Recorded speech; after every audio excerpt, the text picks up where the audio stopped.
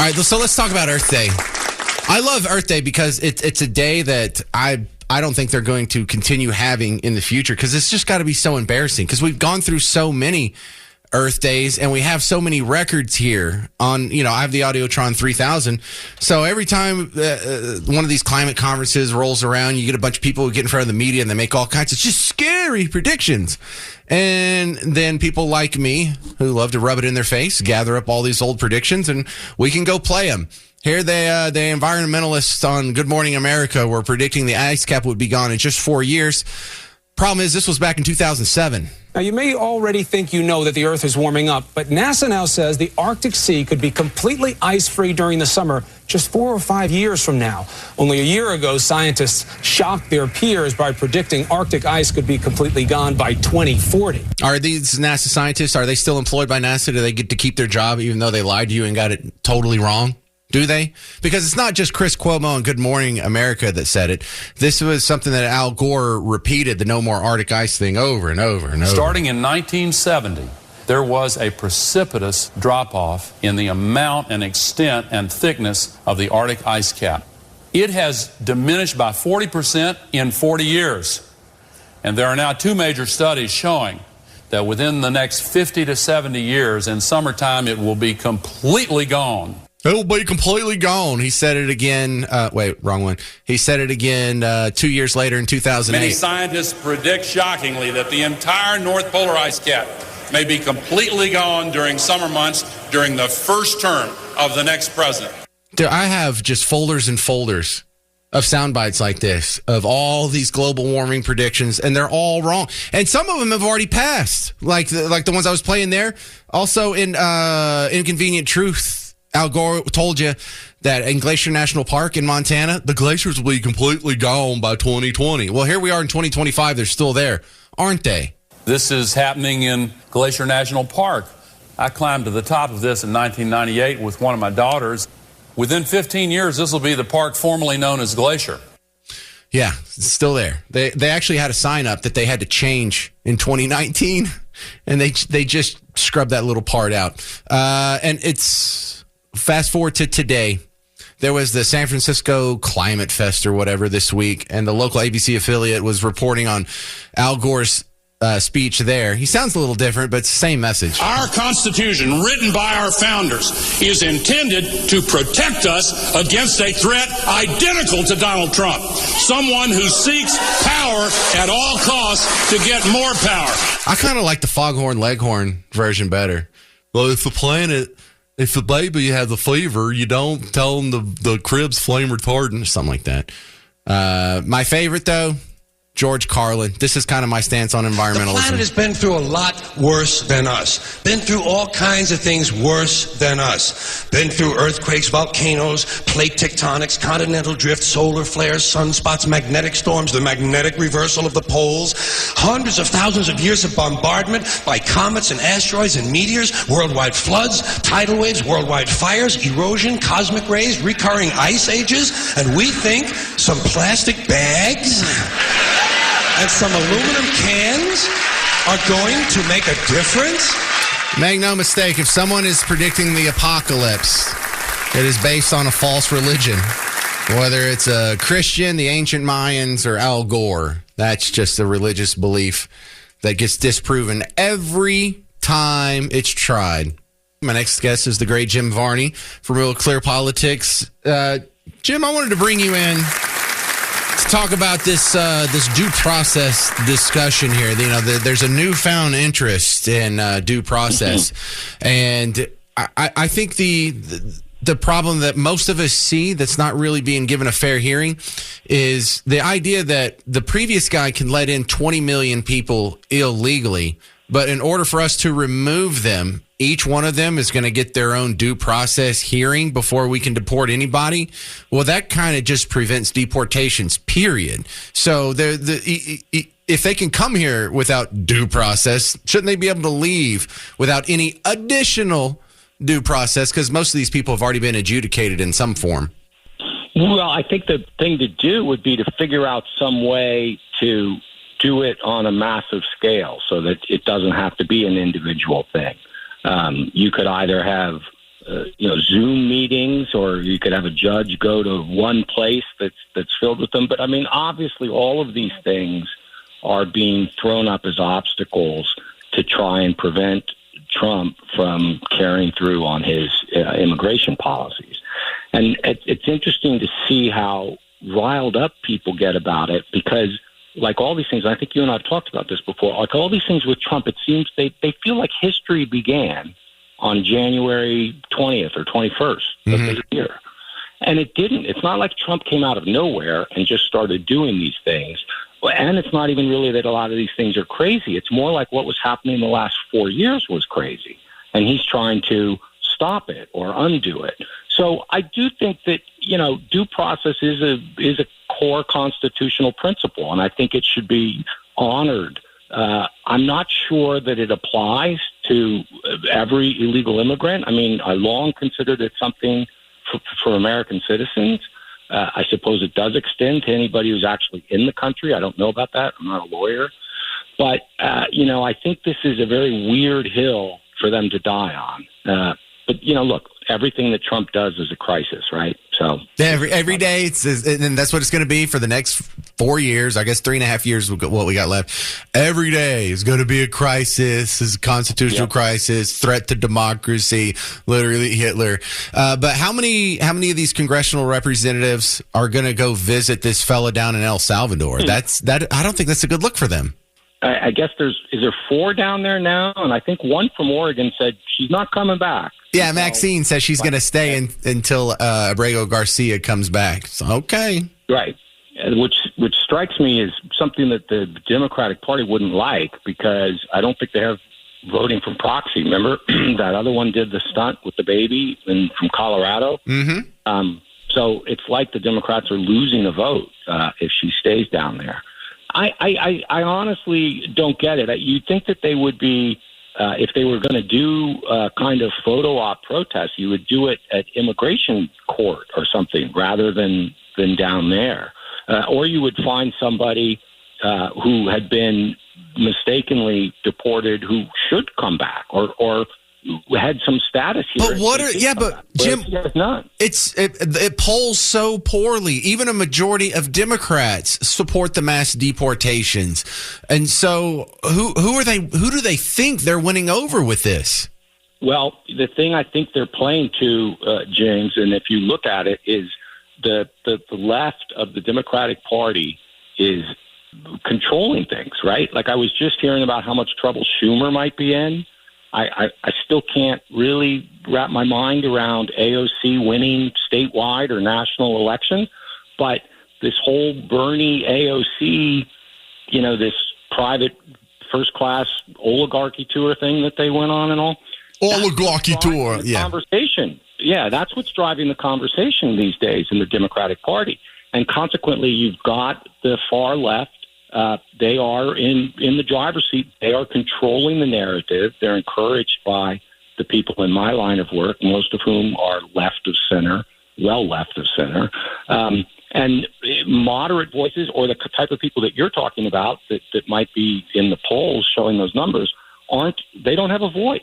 That's not who the party's listening to. Well, the idea that you can get some judge in some district court to swing a gavel against these deportations, and somehow that usurps the constitutional right of Donald Trump to control our borders as the chief of the executive branch. I mean, how do you stop this? How's this going to resolve itself?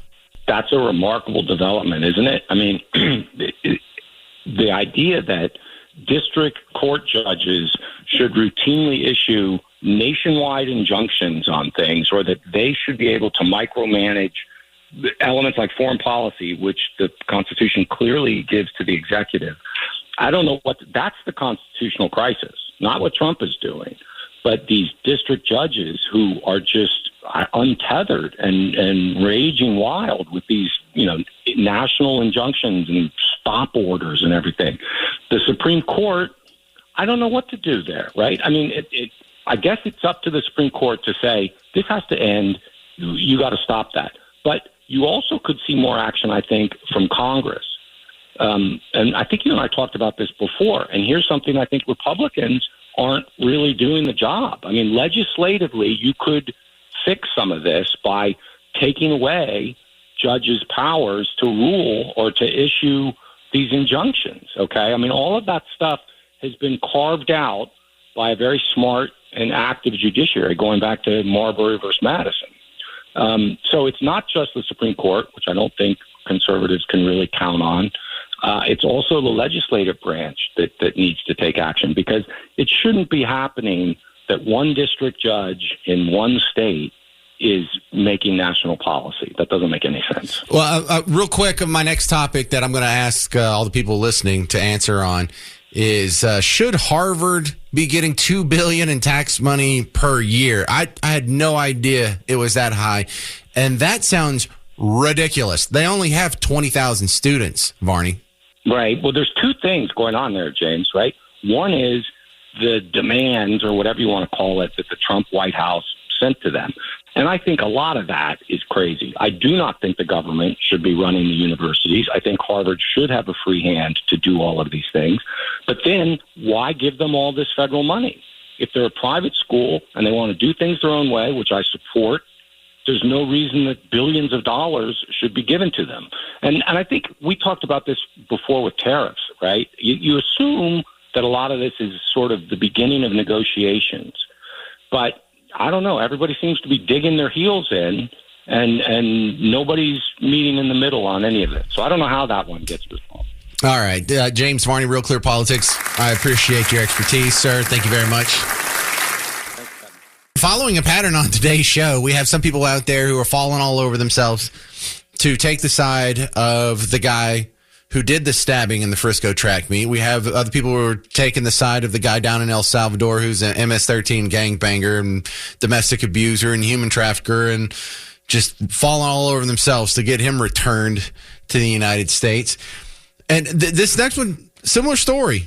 We have people falling all over themselves to make sure Harvard gets as much of your tax money as possible. And I just can't slap my forehead hard enough. We have, because the headline is Trump threatens to withhold $2 billion in federal funding from Harvard. And are they a sympathetic figure? Who thinks Harvard is a sympathetic figure? Because they said that, like, well, you know, with all the research and the schooling, and how's Harvard going to make it? Oh, yeah. How's Harvard going to make it? Oh, those poor kids down suffering over in Harvard. You know, that struggling community over there. Is there a more affluent community of human beings in the history of Earth than the Harvard community? Students, faculty, alumni. Harvard. Think of something that's more rich and elite than Harvard. Harvard. 188 living billionaires have graduated from Harvard. Why don't you go get a couple bucks from those guys? Why don't you ask them to float the bill instead of Joe the plumber in Balk Springs? 8 U.S. presidents graduated from Harvard, 24 heads of states, 31 heads of government, founders of giant companies, you know, even if they didn't finish, Mark Zuckerberg. There's a lot of those, a bunch of Nobel laureate winners, members of Congress. Is there a less deserving receiver of charity than Harvard? Let me give you a couple other numbers, too, here. There's about 20,000 students at Harvard. And if we're sending them $2 billion a year in taxpayer money, how much is that per person, y'all? Did you do the math? Because I did. $1,400,600 billion. No, Joe, it's not that much. $150 million. No, it's not that. It's $100,000 though. $100,000 per student. Why are they even charging them tuition? On top of that, Harvard has an endowment of $53 billion. Does everyone know what an endowment is? Colleges do this, but also a lot of charities are run off of endowments as well. They pile up money. They can't spend the principal, but they can take some of the interest and use that for operating costs, or a lot of times it's earmarked for like financial aid or things of that nature. And so if you peel off about 5% from their endowment every year, which is the norm, there's another $2.4 billion to fund their operations. This is before one person has paid in tuition. This is before they've gotten one check from any other donors from their alumni. This is before they get the ticket sales from their football games or merch or any of that. They're already sitting on, just right now, from the endowment alone, $2.4 billion. Why are they getting 1 cent of taxpayer money? And on top of that, why isn't it just free? It should be free. You shouldn't be charging your students the 6 figures to go to Harvard. You're getting over $100,000 per student just from your endowment. What a scam. What an absolute scam. Oh, yeah, poor Harvard over there with your rowing team and using summer as a verb. Yeah, take some of my tax money and give it to those people, please. Yeah, those are the people that really need help. They're really victims here. They're really deserving recipients of taxpayer charity, the students at Harvard. Good Lord, if we can't cut off Harvard, then we can't cut off anybody. I mean, why don't we just give food stamps to the Walton family while we're at it? Or to Elon Musk? We're just throwing around money like that. But when you find out how much money they have in their endowment and how much money they pull off of it versus how many students they have out there, plus the ability that their community could to just raise the money themselves and donate it, why are they getting 5 cents of taxpayer money, much less $2 billion? And if Donald Trump just froze it, which means they may still get it under this guy because, they're not acquiescent on all these other cultural issues, just so unimportant. I hope they never get that money. Why? In fact, for any of these elite colleges, why are they getting 1 cent? I understand why, like Richland College or Brookhaven or something like that gets a little help at the state and local level, but I don't think they should be getting federal money either. No one should be getting federal money. No colleges should be getting federal money. That is insane. I mean, look, if I was in charge, Harvard would be free tomorrow. It's the richest community in human history. But there's no way they should be getting $2 billion in federal funding. How many colleges are out there getting money? How much money are we spending on this? How much money is coming out of your back to go to the people at Harvard, the faculty, the students, the alumni? Is there a less deserving group of people who need your charity? I can't think of one. This weekend, finally, Blue Ribbon Roofing's 2025 WeatherCon is happening. And Brad Barton will be on the show later in the week to give some more details about what all's going to be happening. But look, I was there last year. It's a great time. I just want to stress, if you have younger children and you're looking for something for them to do on the weekend that has just a tinge of education in it, it's not going to be boring where we're sitting down to a college lecture. They have great demonstrations for the kiddos. There's going to be a bunch of booths set up. There's going to be a face painter, probably with a little bit of a line there, so you might want to get in on that one early. But the storm chasing trucks are cool, and some of the scientific presentations by the National Weather Service and Brad Barton and the guy from Fox 4. Maybe your older kids will find that interesting as well. There's going to be the green screen so your kiddo can get a video of them pretending to do the weather, which was a big hit last year. So come on out. It's at the Frontiers of Flight Museum this Saturday, April 26th. Your phone knows where it's at. It's over by Love Field. Starts at 9:30, ends at 1:30. A couple of emails I want to respond to here. Dwayne, not a big fan of congressional spending. He says, I'm bothered because the people have no voice. Sure, you vote for your local representatives, and then they sit and do nothing when the Dems fly to El Salvador on our dime. And Chuck Schumer goes on TV and says things like they will force Republicans to vote with the Dems by force if necessary. And our representatives that we voted for do nothing. What's the answer, James? Well, there's two answers to that.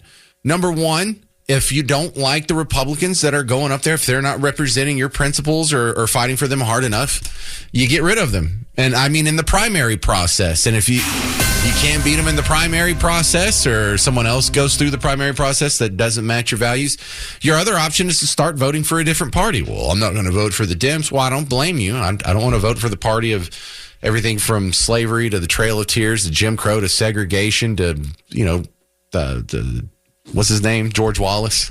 What was the other one? Bull Connor. I don't want to vote for that party. Find another third party, Libertarian Party, Constitutional Party, or whatever. But when they see that you're voting to the right of them, and enough people do that, they'll naturally have to move in that direction to win those voters back. Don't sit out. Sitting out doesn't help. So yeah, there's not a whole lot you can do, actually. You can donate some money. You can volunteer some time. You can knock on some doors. You can hand out flyers. Now, all that's minuscule on the individual level, but if thousands and tens of thousands of people feel the same way as you do, that can make a big difference. But, the answer is there's not a cool answer. We don't go out in the streets and we don't set cars on fire and we don't protest and rally. Do the smart thing. Primary these suckers out. Get involved at your local level, and that's about all you can do. I know it doesn't sound like much, but I'm just telling you the truth. There's not a whole lot you can do. John wrote in on the due process situation. I was talking about that with Jim Varney earlier from RealClearPolitics.com, making the point that it's kind of a lopsided situation we're looking at if the previous administration can allow 20 million people to come here illegally without any due process, but we have to give 20 million people a full hearing with legal representation and a public defender and a trial and all the time, effort, resources. That's not going to happen. We can't have 20 million of those. So that just seems like a great excuse to halt the policy you otherwise can't stop. So, John says, why are non-Americans, and then in parentheses, illegals, getting due process or expected to receive the same rights as an American? They came illegally and at that point committed a crime, and they need to be deported. Well, there's, a good constitutional argument to have. Did the founding fathers intend for people to have their full complement of rights if they were here in America? And if they're here legally, yeah, of course. If they're here illegally, it kind of gets muddy because, if your rights are endowed by your creator, then it doesn't matter what imaginary line you cross, that counts as an international border. You should still have freedom of speech and the freedom to arm yourself however you see fit, defend yourself however you see fit. But then we do run into the problem of, well, what does that mean, due process? Do we have to have a hearing? Or for like the people who've been arrested already and it's established you're here illegally, we got it, that's your due process. How about all those hearings that Abrego Garcia, the court cases that he had in 2019 and in what was the other one, 2021? What about those, the restraining orders, protective orders against his baby mama, and when he got arrested with the group of 4 guys, 2 of them MS-13, and he also got stained with that? I think he's had due process before. Does that count as due process? See, this is the discussion we need to have. But this idea that 20 million people get a full day in court and we got to, let them sit here and mill about for another year or two while this happens. No, that's not the way to go about it at all. All right, that's going to about do it for my time today. Thank you very much for hanging out. Do me a favor. Tell someone about the show today.